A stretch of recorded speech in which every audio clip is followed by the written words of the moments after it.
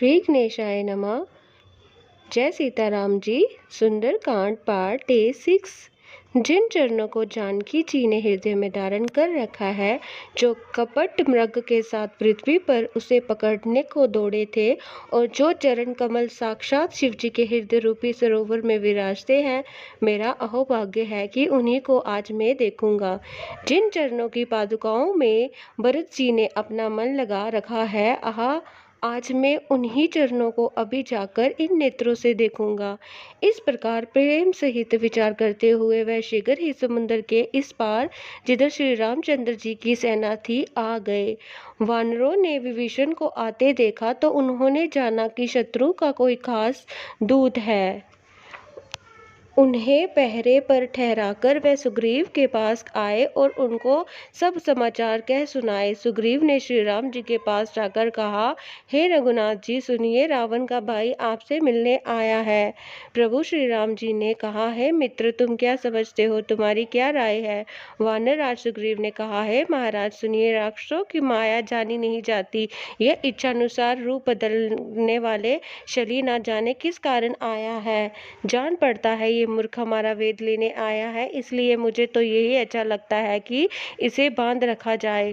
श्री राम जी ने कहा, है मित्र, तुमने नीति तो अच्छी विचारी, परंतु मेरा प्रण तो है शरणागत के भय को हर लेना। प्रभु के वचन सुनकर हनुमान जी हर्षित हुए और मन ही मन कहने लगे कि भगवान कैसे शरणागत वत्सल शरण में आए हुए पर पिता की भांति प्रेम करने वाले हैं। श्री राम जी फिर बोले, जो मनुष्य अपने अहित का अनुमान करके शरण में आए हुए का त्याग कर देते हैं, वे पामर शूद्र है, पाप में है। उन्हें देखने में भी हानि है, पाप लगता है। जिसे करोड़ों ब्रह्मांडों की हत्या लगी हो, शरण में आने पर मैं उसे भी नहीं त्यागता। जीव यो ही मेरे सम्मुख होता है तो यो ही उसके करोड़ों जन्मों के पाप नष्ट हो जाते हैं। पापी का यह सहज स्वभाव होता है कि मेरा भजन उसे कभी नहीं सुहाता। यदि वह रावण का भाई निश्चय ही दुष्ट हृदय का होता तो क्या वह मेरे सम्मुख आ सकता था। जो मनुष्य निर्मल मन का होता है वही मुझे पाता है। मुझे कपट और छल शीघ्र नहीं सुहाते। यदि उसे रावण ने वेद लेने को भेजा है, तब भी हे सुग्रीव, अपने को कुछ भी भय या हानि नहीं है। क्योंकि हे सखे जगत में जितने भी राक्षस है, लक्ष्मण क्षण भर में उन सबको मार सकते हैं। यदि वह भयभीत होकर मेरी शरण आया है तो मैं उसे प्राणों की तरह रखूंगा। श्री राम जी ने हंसकर कहा, दोनों ही स्थितियों में उसे ले आओ। अंगद और हनुमान सहित सुग्रीव जी कृपालु श्री राम जी की जय हो कहते हुए चले। विभीषण जी को आदर सहित आगे करके वानर फिर वहां चले जहां करुणा की खान श्री रघुनाथ जी थे। नेत्रों को आनंद का दान देने वाले अत्यंत सुखद दोनों भाइयों को विभीषण जी ने दूर से ही देखा। फिर शोभा के धाम श्री राम जी को देखकर वह पलक मारना रोककर ठिठक कर सतबंध होकर एकटक देखते ही रह गए। भगवान की विशाल भुजाएं हैं, लाल कमल के समान नेत्र है और शरणागत के भय का नाश करने वाला सांवला शरीर है। सिंह के से कंधे हैं, विशाल वृक्ष स्थल चौड़ी छाती अत्यंत शोभा दे रहा है। असंख्य कामदेवों के मन को मोहित करने वाला मुख है।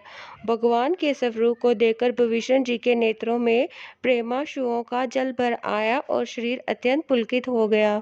फिर मन में धीरज धरकर उन्होंने कोमल वचन कहे, हे नाथ, मैं दशमुख रावण का भाई हूँ। हे देवताओं के रक्षक, मेरा जन्म राक्षस कुल में हुआ है। मेरा तामसी शरीर है, स्वभाव से ही मुझे पाप प्रिय है। जैसे उल्लू को अंधकार पर सहज स्नेह होता है, मैं कानों से आपका सुयश सुनकर आया हूँ कि प्रभु भव जन्म मरण के भय का नाश करने वाले हैं। हे दुखियों के दुख दूर करने वाले और शरणागत को सुख देने वाले श्री रघुवर जी, मेरी रक्षा कीजिए, रक्षा कीजिए। प्रभु ने उन्हें ऐसा कहकर दंडवत करते देखा तो वह अत्यंत हर्षित होकर तुरंत उठे। विभीषण जी के दीन वचन सुनने पर प्रभु के मन को बहुत ही भाए। उन्होंने अपनी विशाल भुजाओं से पकड़कर उनको हृदय से लगा लिया। छोटे भाई लक्ष्मण जी सहित गले मिलकर उनको अपने पास बैठाकर श्री राम जी भक्तों के भय को हरने वाले वचन बोले, हे लंकेश, परिवार सहित अपनी कुशल कहो। तुम्हारा निवास बुरी जगह पर है। दिन रात दुष्टों की मंडली में बसते हो। ऐसी दशा में हे सखे तुम्हारा धर्म किस प्रकार निपटा है। मैं तुम्हारी सब रीति आचार व्यवहार जानता हूँ। तुम अत्यंत नीति निपुण हो, तुम्हें अनीति नहीं सुहाती। हे तात, नरक में रहना वर अच्छा है, परंतु विधाता दुष्ट का संग कभी न दे। भविष्य जी ने कहा, हे रघुनाथ जी, जब आपके चरणों का दर्शन कर कुशल से हूँ, जो आपने अपना सेवक जानकर मुझ पर कृपा की है, तब तक जीव की कुशल नहीं है और ना सपन में भी उसके मन को शांति नहीं है, जब तक वह शोक के घर काम विषय कामना को छोड़कर श्री राम जी को नहीं बचता। लोभ मोह मत्सह दाह मद और मान आदि अनेकों दुष्ट तभी तक हृदय में बसते हैं, जब तक कि धनुष्यबाण और कमर में तरक धारण किए हुए श्री रघुनाथ जी हृदय में नहीं बसते। ममता पूरी पूर्ण अंधेरी रात है, जो राग द्वेष रूपी उल्लू को सुख को देने वाली है। वह ममता रूपी रात्रि तभी तक जीव के मन में बसती है, जब तक प्रभु आपका प्रताप रूपी सूर्य उदय नहीं होता। हे श्री राम जी, आपके चरणारविंद के दर्शन कर अब मैं कुशल से हूँ। मेरे बारी भय मिट गए। हे कृपालु, आप जिस पर अनुकूल होते हैं, उसे तीनों प्रकार के भवशूल, आध्यात्मिक, आदि देविक और आदि भौतिक ताप नहीं व्यापते। मैं अत्यंत नीच स्वभाव का राक्षस हूँ। मैंने कभी शुभ आचरण नहीं किया, जिनका रूप मुनियों के भी ध्यान में नहीं आता। उन प्रभु ने सव्य हर्षित होकर मुझे हृदय से लगा लिया। हे कृपा और सुख के पूज्य श्री राम जी, मेरा अत्यंत सीव सौभाग्य है, जो मैंने ब्रह्मा और शिव जी के द्वारा सेवित जुगल चरण कमलों को अपने नेत्रों से देखा।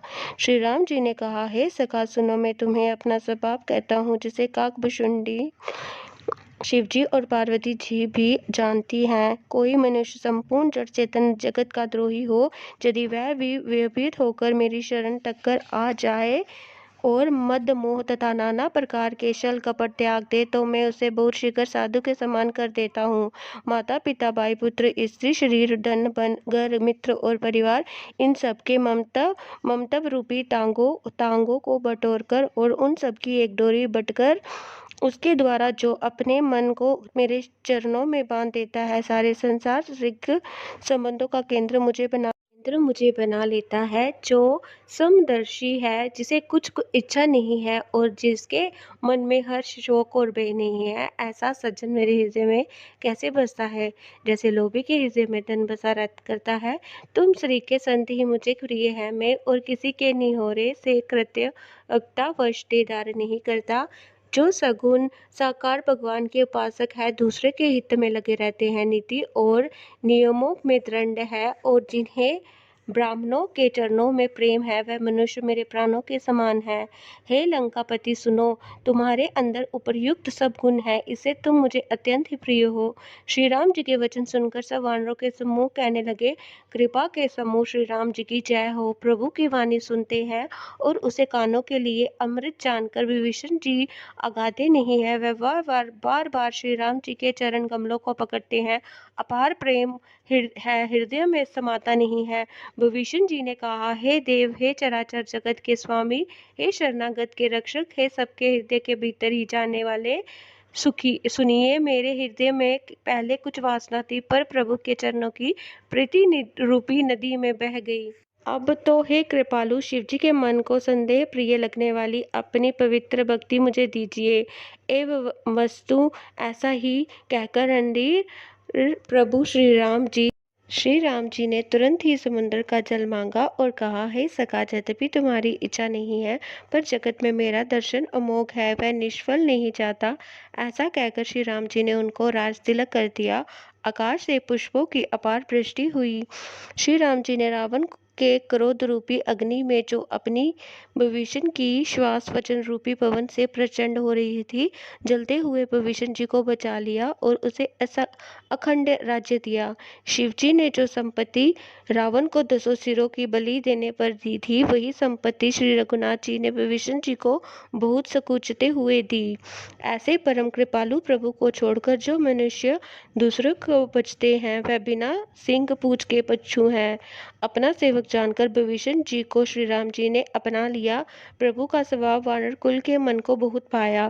फिर सब कुछ जानने वाले, सबके हृदय में बसने वाले, सर्वरूप सब रूपों में प्रकट, सबसे रहित, उदासीन, कारण से भक्तों पर कृपा करने के लिए मनुष्य बने हुए तथा राक्षसों के कुल का नाश करने वाले श्री राम जी नीति की रक्षा करने वाले वचन बोले।